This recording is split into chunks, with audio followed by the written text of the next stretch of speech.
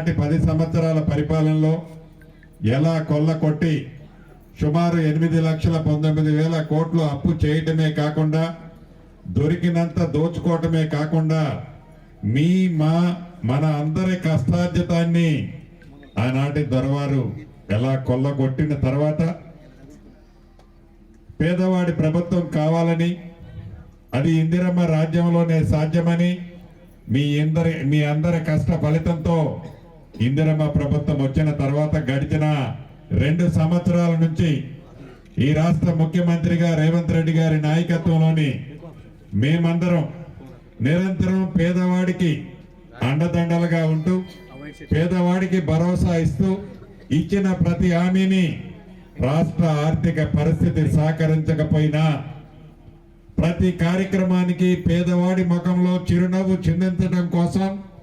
ఎంత కష్టం వచ్చినా, ఎన్ని ఇబ్బందులు వచ్చినా, ఎన్ని ఒడదొడుగులు వచ్చినా ఇచ్చిన ప్రతి మాటని పేదవాడికి అందిస్తూనే అభివృద్ధి కార్యక్రమాలైనా ఇప్పుడు మనం చేసుకునే విద్యుత్ శాఖకు కానీ, రోడ్లు కానీ, నీటిపారుదల శాఖ కానీ, మౌలిక వసతులకు సంబంధించిన ప్రతి అంశంలో రాష్ట్ర ప్రభుత్వం 2 కళ్ళల అభివృద్ధిని, సంక్షేమాన్ని చేస్తూ మొన్నటి స్థానిక సంస్థల ఎన్నికల్లో ప్రజల ముందుకు వస్తే రాష్ట్ర వ్యాప్తంగా సుమారు 75% సర్పంచుల్ని మీ దీవెనలతో ఈ ప్రభుత్వానికి పూర్తి మద్దతు ఇచ్చినందుకు ఈ వేదిక ద్వారా రాష్ట్ర ప్రజలకి, ముఖ్యంగా గ్రామీణ ప్రాంతంలో ఉండే నా కుటుంబ సభ్యులకి అభినందనలు, కృతజ్ఞతలు తెలియజేస్తున్నాం.